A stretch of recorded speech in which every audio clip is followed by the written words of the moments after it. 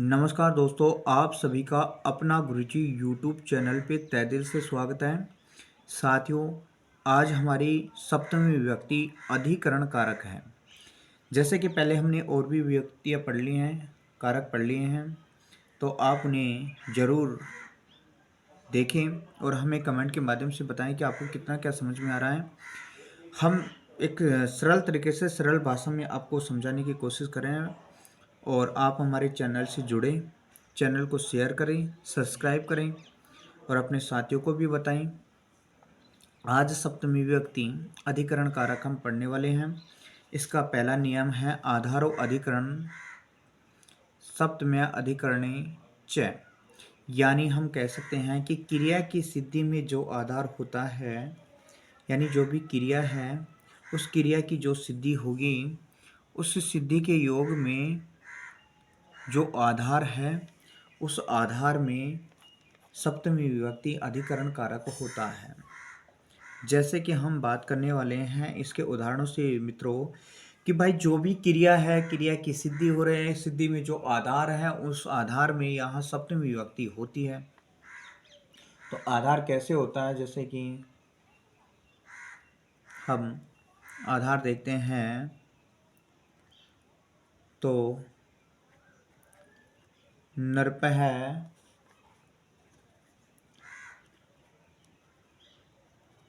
सिंहासने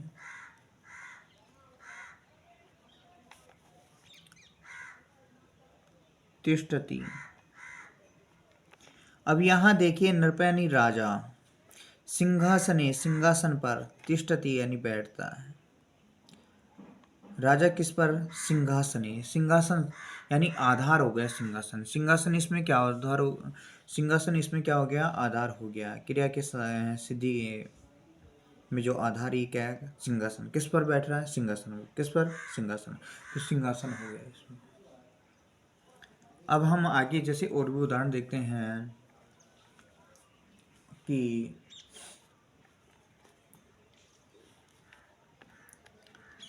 सह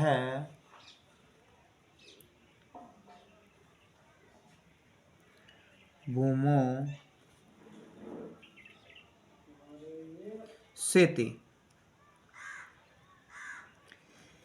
यानी वह किस पर?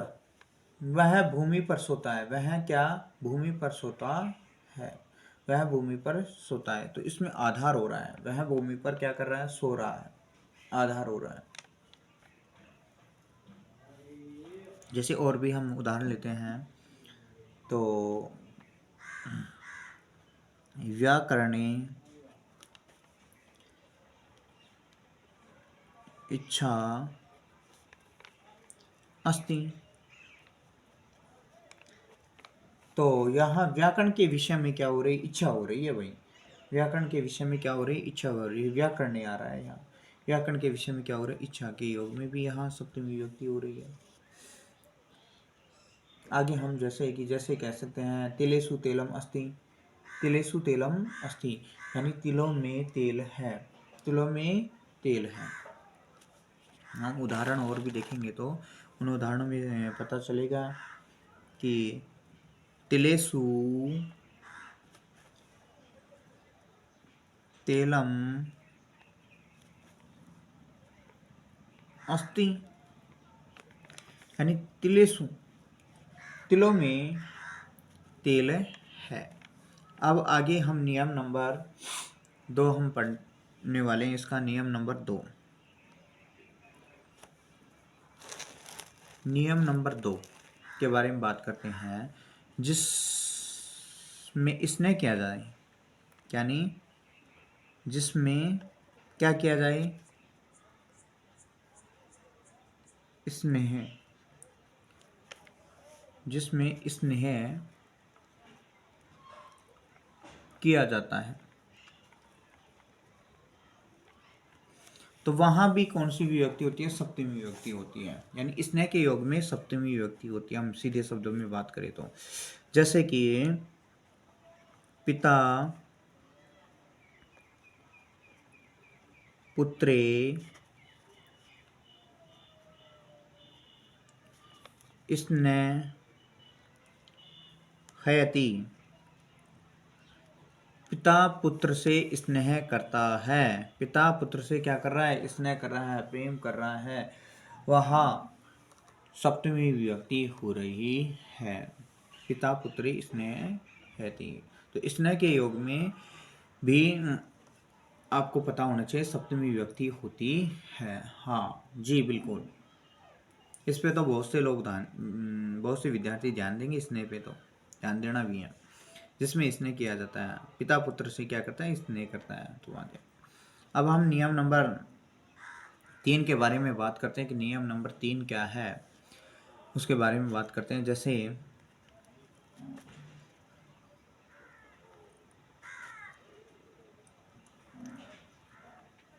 संलग्नार्थक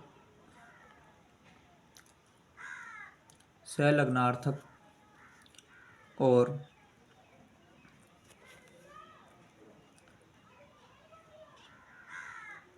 चतुरार्थक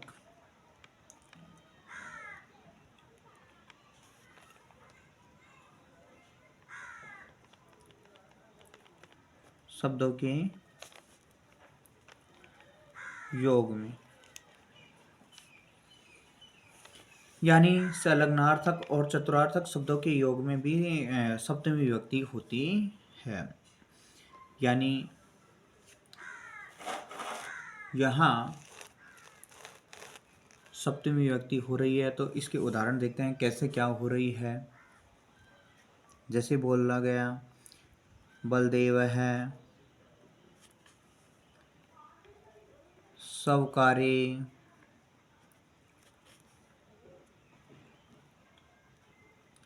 संलग्न है,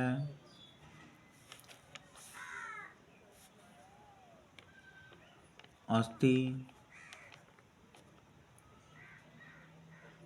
यानी बलदेव अपने कार्य में क्या है? सवकारी, अपने कार्य में क्या है? संलग्न है। ये शब्द आ गया ना, इससे पहले वाले शब्द में ये विभक्ति आ जाती है। जैसे दूसरा शब्द हम देखेंगे,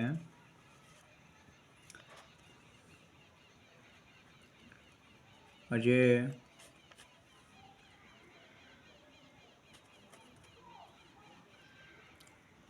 संस्कृते,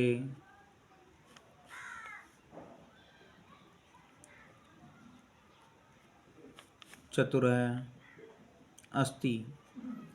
तो यहाँ संस्कृति और चतुर, संस्कृत में क्या है? अजय चतुर है। अब हम और भी ऐसे नियम हैं या शब्द हैं जिन शब्दों के योग में सप्तमी विभक्ति होती है। जैसे कि कुछ शब्द हैं, जैसे एक है श्रद्धा,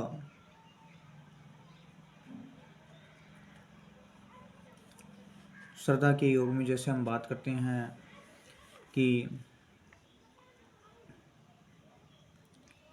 बालकस्य,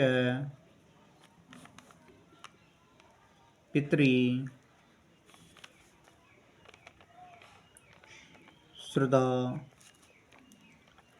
अस्ति। तो यहाँ देखो बालकस्य शब्द आ रहा ना, और पितरी सप्तमी विभक्ति हो रही है, और श्रद्धा शब्द आ रहा है। तो आप वाक्य को जैसे ही पढ़ेंगे ना, तो वाक्य को पूरा जैसे पढ़ेंगे, बालक की पिता के प्रति श्रद्धा है, बालक की पिता में श्रद्धा है ना।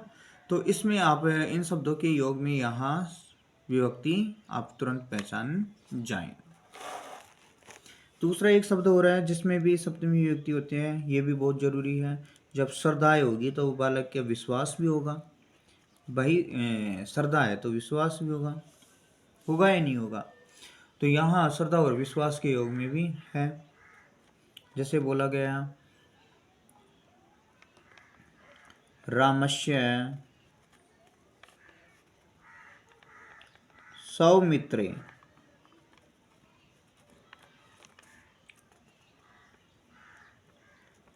विश्वास है अस्ति। अब देखो यहाँ साफ कहा गया कि रामस्य, राम को अपने मित्रों पर विश्वास है। यानी ये शब्द आ गया ना, विश्वास शब्द आ गया ना, राम को अपने मित्रों पर क्या है? विश्वास है। राम को अपने मित्रों पर क्या विश्वास है? तो जहाँ विश्वास हो रहा है वहाँ सप्तमी विभक्ति हो रही है।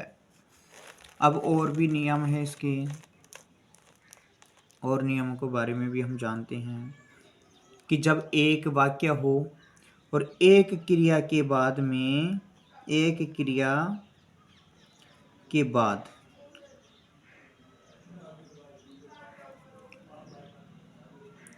दूसरी क्रिया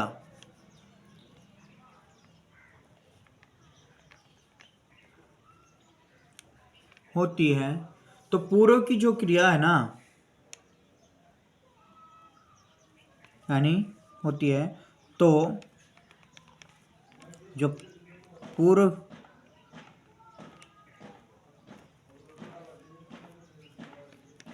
क्रिया में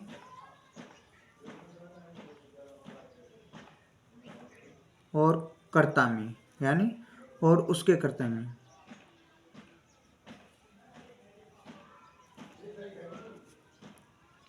देखो हमने ये वाक्य लिखा है कि एक क्रिया के बाद में दूसरी क्रिया होती है, तो वहाँ पूर्व की क्रिया और उसके कर्ता में यानी सप्तमी विभक्ति हो जाती है। जैसे आप देखते हैं कि रामे वनम गते, हो रहा ना, दशरथ प्राणय अत्यजते, यानी इसमें साफ साफ कहा है राम के वन जाने पर दशरथ ने दशरथ ने प्राणों को त्याग दिया।